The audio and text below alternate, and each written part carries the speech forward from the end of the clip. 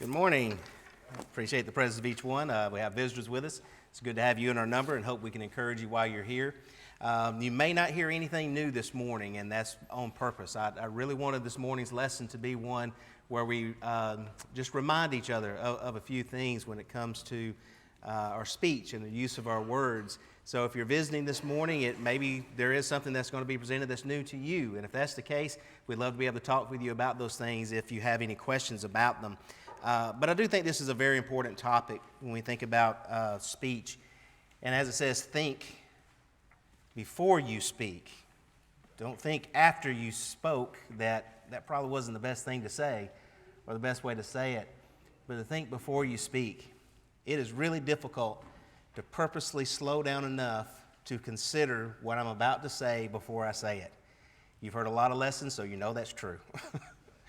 But when you talk about the conversation we have with one another at work, conversations we have with one another at school, conversations we have with one another in our home, how very important it is to think before we speak. Untold harm has been done because of some of the things that we've said in times past. Untold good has happened in the past because of the words that we've said and spoken to those who are in need of hearing something that was good and gracious. Our tongue is a very powerful instrument, and the Bible tells us that we are to keep guard on it and be very careful about how we use it. So we're going to be talking about that throughout the lesson this morning. You may want to place your markers there in Ephesians 4. As we go through the lesson, you're going to see that many of the points we make can be applied directly to what we just read in Ephesians chapter 4. But if you're ready for your 3 words, let's see your notebooks this morning. All right, very cool. Here's your 3 words. Your 3 words are powerful, useful, and dangerous. All 3 of those words are true when it comes to the tongue. It is a very powerful instrument. There's a great abundance of good and evil that can be accomplished just through the use of the tongue. It is a useful instrument in that we can use it for the good in order to bring people to a better station in life and to improve the welfare of others. But it can also be used in a very dangerous way, and that is when we use it carelessly and let it have its own way, when we forget just how powerful it truly is. I ran across a story this past week about this guy that had come across in his country a baby hippopotamus. And this baby hippopotamus had been abandoned, and it was trapped, and it was malnourished, and it looked like it was about to die. And he brought this baby hippopotamus back to his own home and nourished it back to health and began to care for it. He gave it a name. Let's just say it was Hugo. I don't know what the name was, but let's just say it was Hugo. And so as he's raising this hippopotamus and had this great affection for it, people began to warn him that, this animal can't be controlled. And among most of the animals in the animal kingdom, this one has killed more than many of them combined together. It's a very dangerous animal. He said, no, he's been raised in my home. He's got a name. He's my pet. He's out of my hand. I ride on his back. No, this is just as my pet. But then he got aggressive with a few of the neighbors, and he assured them, no, though he did that, he wouldn't really hurt anybody. He wouldn't harm anybody. And then he broke out, and he was down the street, and he was very aggressive with some other people and even with some vehicles. And he said, no, he's just being playful. He doesn't mean any harm by it. He's just rambunctious and experiencing new things. And eventually the man himself was killed by his own hippopotamus. The point of the story was to illustrate that when it comes to the tongue, it is not something that can be domesticated. It is never something that we gain total control over. It is always on the verge of doing something that is wrong because of how untamable it is. In James chapter 3, James points this out when he talks about just how powerful the tongue is. James chapter 3 is that chapter that we go to so often when we warn about the dangers and consequences of the tongue. In James chapter 3, and starting at verse 1, my brethren, let not many of you become teachers, knowing that we shall receive stricter judgment. We all stumble in many things. If anyone does not stumble in word, he is a perfect man, able also to bridle the whole body. Indeed, we put bit in horses' mouths that they may obey us, and we turn their whole body. Look also at ships, although they are so large and driven by fierce winds, they're turned by a very small rudder, wherever the pilot desires. Even so, the tongue is a little member and boasts great things. See how great a forest a little fire kindles. And the tongue is a fire, a world of iniquity. The tongue is so set among our members that it defiles the whole body and sets on fire the course of nature, and it is set on fire by hell. Every kind of beast and bird, of reptile and creature of the sea is tamed and has been tamed by mankind, but no man can tame the tongue. It is an unruly evil full of deadly poison. There's countless verses that talk about how powerful the tongue truly is and how much of a destructive force it can have. In Proverbs 18 and verse 21, for example, we're going to be looking at a lot of different Proverbs throughout the lesson as well. But in Proverbs 18 and verse 21, it says this, that there are many plans. I'm sorry, that's chapter 19. Chapter 18, verse 21, death and life are in the power of the tongue, and those who love it will eat its fruit. Notice that there's two things that are said to be there, death and life. We can kill and destroy, or we can give life and prosperity. Those are two important concepts because the tongue has been used, and one of the reasons for this lesson this morning is because of noticing over the past few years especially, and brethren, I'm sure you join with me in saying this, I'm tired of having to deal with all the consequences of the past couple years. In my own life and trying to help others deal with it, I'm tired of all those things. Aren't you? But when you look back at the past couple of years, I know that I have not done well with this, and I know that others did not either. Our tongues were not as well disciplined as they should have been when it came to individual choices and responsibilities that people made. And because of that, people have been hurt. People have been damaged. Relationships have been damaged as a result of that. This morning's lesson is one that hopefully we will enter into prayerfully, knowing that there are things that maybe we need to repent of, that we need to apologize to a few people, possibly, because of some of the things that we've said that's hurt, a few things that we weren't kind, a few things that we weren't thoughtful about, a few things that just weren't truthful. And just be careful, because over the past few years, there's been all kinds of things that have put pressure upon us. And unfortunately, there's these animals that sometimes you see that when you press them, these little toys that when you press them, their tongue will stick out. And I feel like that's kind of how we've been, is that we've been under so much pressure that we just had to say something. And it's not always been appropriate.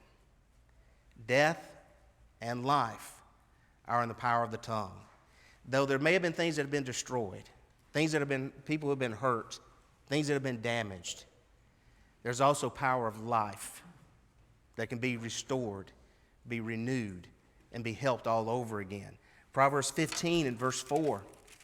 And these are just a few samplings of verses along this line. Proverbs 15 and verse 4 says, a wholesome tongue is a tree of life, but perverseness in it breaks the spirit. Proverbs 11 and verse 9. Proverbs 11 and verse 9, the hypocrite with his mouth destroys his neighbor, but through knowledge the righteous will be delivered. When we speak words, and James continues in James chapter 3 and talking about when we speak words, we speak words where we're blessing man or blessing God and cursing man. And when these things happen, they can't be brought back. It's like a tree that's bearing fruit. And when this tree bears bad fruit, you know that the tree itself is bad. So you need to cut it down. And that's revealing who we are when we're like a well that you go to because you think you're going to find refreshing water, but it brings forth something that's undrinkable. And our words reveal exactly what kind of spirit it is that's dwelling within us. You've heard the illustration before about the man who was telling his young son who had problems with anger and would speak out against other people in anger. And he'd tell his son that every time that you say something bad, something mean to someone else, I want you to go out there and drive a nail into this fence post. And I want you to do it every time you say something bad. And the first day he went out there, and after he'd driven all those nails, that was a lot of nails. The second day, not quite so many. The third, even less. And after some time, there weren't any more nails being driven into the wood. And so he told his dad, and his dad said, son, I'm just so very proud of you. Now every time that you say something good to someone or that you don't speak evil to someone, pull those nails out.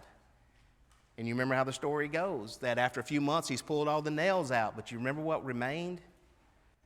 The nail holes. That yes, you can go back and you can stop speaking evil, but you can't unretrieve what's been said. You cannot undo what's been said. And there's scars and there's damage that may be left behind. And so we need to think before we speak because of the way it can cut to other people and have such a damaging effect. Matthew 12, 34 through 37, Jesus talks about and reiterates the fact that we're going to give account for every idle word that we speak. And he compares our speech to a person who is bringing something out of a treasure. That what it is that you've treasured up within you. If you have a bad, evil treasure, if you've been treasuring evil thoughts, treasuring animosity, been treasuring whatever it is that thinks you to think evil of another person or automatically assign evil to a person's motives, then you're going to speak in such a fashion as that. But if you're the kind of person who's treasuring good things, honorable things, noble things, those things that we're supposed to be meditating upon from Philippians 4 and verse 8, then you're going to speak in accordance with those things and bring out of your good treasure good things. But we also have to understand that because of this, that's why we have to be so on guard. It's no wonder that James 1:19 tells us to be swift to hear and slow to speak. We need to be swift to hear for a very important reason, and one of those reasons is this. Everything that a person thinks makes sense to them. Everything that a person says makes sense to them. Everything that a person does, it makes sense to them. It may not make sense to you, but it does make sense to them. And that's why we're supposed to first listen, consider, contemplate, weigh in the balances before we speak. Too often we have canned responses to things that we see, and it shouldn't be that way. Be swift to hear first and slow to speak. In Psalm 141, in verse 3. And I would encourage you to go back and just take a concordance and all the times that talk about the mouth, the tongue, the lips, speech throughout the scriptures, to take note of them. Set a guard, O Lord, over my mouth. Keep watch over the door of my lips. Here the psalmist is praying to God that he would do so. But also in Proverbs 21 and verse 23, we have individual responsibility too. That whoever guards his mouth and tongue keeps his soul from troubles. And indeed, how true that is. How many problems have been caused because of misuse of the tongue and not speaking appropriately? And so what we're going to do for the remainder of the lesson, these last few minutes, is you've probably seen this acronym before, THINK, T.H.I.N.K, to think before you speak. I know sometimes in schools you'll see this, and some of the letters may be a little bit different than how I use them this morning, but generally speaking, these are some of the things that you've seen. And so I want us to be reminded of what some of these things are. First and foremost, the letter T should be about, it needs to be true. Don't lie about things. And what I mean by true is this, not something that you've convinced yourself of being true. Not something that you've said to yourself so many times that it's become a truth to you. Something that is verifiably true. Something that you've actually taken the time and looked into and made sure that it was true. Over the past couple of years, you know how many things have been posted, because this is also included in our ideas about speech, how many things have been posted that have not been true. We know how many things have been posted that are deceitful. They're giving a false narrative of something that has happened. That's assigning evil motives to something that there were no evil motives to begin with. Or it must be about this thing because this is what my particular position is on this. So it must be true. That is not what we're speaking of. What the Bible says in speaking truth means something that is actually true. Proverbs 12 and verse 19, the truthful lips shall be established forever, but a lying tongue is but for a moment. We can know from the past couple of years how many things have been turned out that they were said to be lies at the beginning, now have been found to be true. Things that were said to be true at the beginning that we know now have been lies. We know that. That's the way of things. That's why we're slow to speak and very quick to listen. In verse 22 of that same chapter, it says, lying lips are an abomination to the Lord, but those who deal truthfully are his delight. In Proverbs 6, verses 16 through 19, no less than 3 times does it talk about the things the Lord hates, and among them are a lying tongue, a false witness, and one who sows discord among brethren. And discord is so often sown among brethren by saying something that's just simply not true.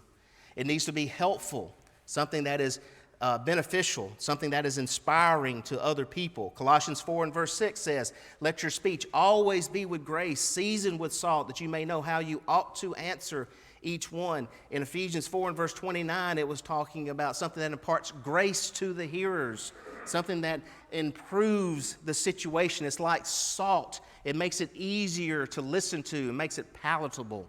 It needs to be helpful to the other person. One thing that is a hard question to ask is this, is that do people actually need to hear what I have to say about that topic? Amen. Isn't that hard, though? Do they actually need to hear what I have to say about that? Isn't it better sometimes just not say anything? How much trouble would we have not gotten into if there was a few times where what I can say on this topic is true, but it sure would not be helpful right now. And because of that, it needs to be withheld and be quiet instead of speak. Proverbs 12 and verse 18, "There is one who speaks like the piercings of a sword, but the tongue of the wise promotes health." It is good, and the Bible promotes the idea of conviction, that speaking the truth is something that's supposed to convict. But if the only reason we're convicted is because we're trying to hurt, that is not helpful. If we're trying to convict, it must be because we're trying to save, and there's a benefit that's to be involved, some hopefulness, some helpfulness that's involved, and not just the stinging of a reproach. In 1 Thessalonians 5 and verse 11, "Therefore comfort each other and edify one another." In other words, build one another up, just as also you are doing. And I do believe that brethren, for the most part, are so very good at this. The problem is this, is that with the thousands upon thousands of compliments and good words that we say to one another, it's so easily erased by just one hurtful phrase, or one hurtful comment, or one hurtful opinion, or one hurtful thing that we just did not give thought for.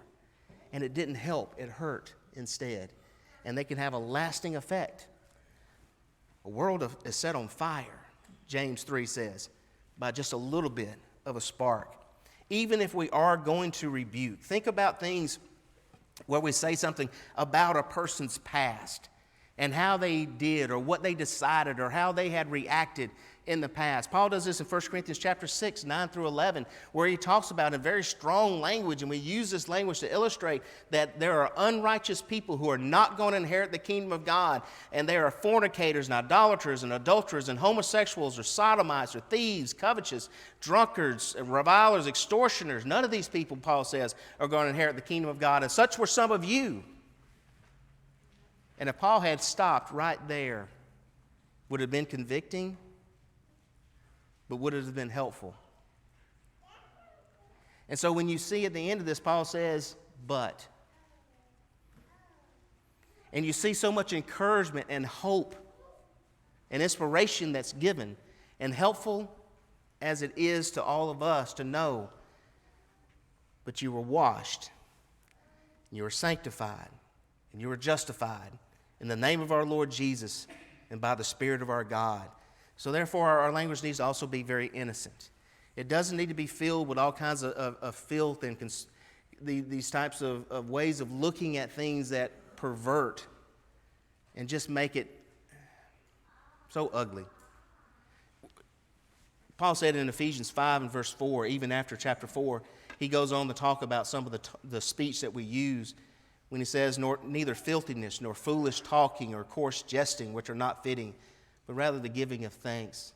We need to make sure that our language is not polluted, that it's not tainted, that when people hear these types of innuendos in our language,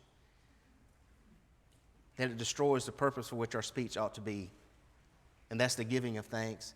In 1 Peter 3 and verse 10, Peter says, "For he who would love life and see good days, let him refrain his tongue from evil and his lips from speaking deceit." One of the passages that stands out so very much in my mind, and I really love the way the ESV renders this passage, Proverbs 18, verses 6 and 7, where it says, "A fool's lips walk into a fight, and his mouth invites a beating.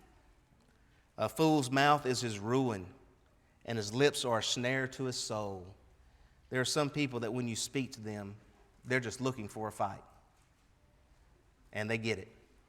And then they use that as justification for the way in which they behave themselves and speak in the future. Let it never be so of us. But you know good and well that each one of us have done the very thing. I have been hit for some of the things that I've said before, and I deserved it. And it was only until after I got hit that I realized, yeah, I deserved that. Don't walk into a situation looking for trouble. Don't walk into a situation knowing what you're going to say because you know it's going to rile the other person up and that you just want to argue. Think before you speak. Make sure it is something that is innocent in nature. And that means it also needs to be necessary, or that it needs to be needed for the situation. Proverbs 10 and verse 19, in the multitude of words sin is not lacking, but he who restrains his lips is wise. And I do believe one thing that we need to master is trying to say with maybe 100 words what we've been saying with 1,000 words. It's real easy to spend way too much oxygen on trying to say something that could be said very easily and quickly and easier. We could avoid a lot of problems with that. If you find yourself constantly having to explain your position, you probably need to re-examine your position. If you can't explain it very briefly, it's probably not something somebody else is going to find very believable. It's going to start feeling like a sales pitch and somebody trying to sell you a bill of goods. Proverbs 17, verses 27 and 28. He who has knowledge spares his words, and a man of understanding is of a calm spirit. Even a fool is counted wise when he holds his peace. When he shuts his lips, he's considered perceptive. And even in the scriptures, it uses this very comical description of someone who just sits there quietly. And he's a fool. He doesn't know anything. But people say he must be very perceptive because he is just listening. It's better to be thought that way than to be understood as being rash and of a spirit that's not calm. Proverbs 18 and verse 1, there's a lot of them in Proverbs 18. Here's another one. A fool has no delight in understanding, but in expressing his own heart. Again, do people need to hear everything that I think? There's an ancient philosopher that once said, there are many things that I believe that I will never speak, but I will never speak the things I do not believe. And what he means by that is that there's a lot of things that I think about. There's a lot of things that I have opinions on. There's a lot of things that I know. There's a lot of things I've studied, a lot of things I've researched, a lot of things that I could make comments on, but I'm not going to comment on all of them. I'm not going to tell you everything that I think about everything in the world. But one thing I'm not going to do is if I do not believe it, I'm not going to say it. And brethren, we're entering into a world now where that's so very important. Because there's a lot of things that we're being told that we must believe. And we can't just believe it quietly. We have to be speaking it. We have to be saying it. We have to be confessing it. I will not confess that a man is a woman, or vice versa. I'm not going to do that. There's a lot of things I believe I will not speak, but I will never speak the things I do not believe. We have to be so careful because our speech has the power of death and the power of life. But it does not mean that just because I will not speak the things that I do not believe, that I cannot speak upon those things that are wrong and false in the sight of God. But it has to be necessary. It has to be something I'm not inviting a fight. It has to be something where I'm trying to be, as this next one is, as kind as I possibly can. I'm supposed to speak the truth in love. It's supposed to be so that I might redeem or win back that person who's been lost to that way of thinking of the world that we're living in. Because this is not the last thing that's going to happen. It's not the last thing that we're going to have to encounter. When I was younger, it was about the role of man and woman in marriage and how redefining of marriage. And people said back then it's a slippery slope. This is what's going to happen next. Now you're not going to have men and women. And people said, oh, that's foolishness, that's falseness. Well, here we are. And so what's coming next is coming down the pike. Throughout all of it, we have to be able to reach those who are lost, to bring them to a reality, And so speak kindly. Proverbs 16 and verse 24. Pleasant words are like honeycomb, sweetness to the soul and health to the bones. We need to be as kind as we possibly can, to speak with love and compassion, to have calmness of spirit, to be able to be sincere, and to show that we are genuinely concerned about others. And so as James chapter 3 says, there is a world of fire that can be set ablaze through the use of just a small spark, a small word that's been spoken incorrectly, at the wrong moment, with the wrong tone. We need to have our lips guarded and our minds focused first before we speak in a situation. And so it may be that over the past couple years, or maybe it's been over the recent, with some of the things that's went on, that maybe you spoke inappropriately to someone else, that you caused damage, that it has set a world on fire, it seems like. If you need help in putting that fire out, we can all identify with what you're going through. We've all been there. So let us help you if we can. If you need to be a Christian this morning, the words that God spoke are so beautiful when he tells the world that he loved them so much that he gave his only begotten Son, that whoever believes in him should not perish but have everlasting life. Then when Jesus said those beautiful words, "Come to me, all you who labor and are heavy laden, and I will give you rest." Beautiful words when you hear someone like the Ethiopian eunuch say, "I believe with all," when he's asked if he believes that Jesus is the Son of God, and he makes that great confession that he believes that, and he's baptized as a result. What beautiful words those are. Words that we would love to hear this morning from any who are needed to respond to this morning. If we can help you in any way, won't you please come as together we stand and sing.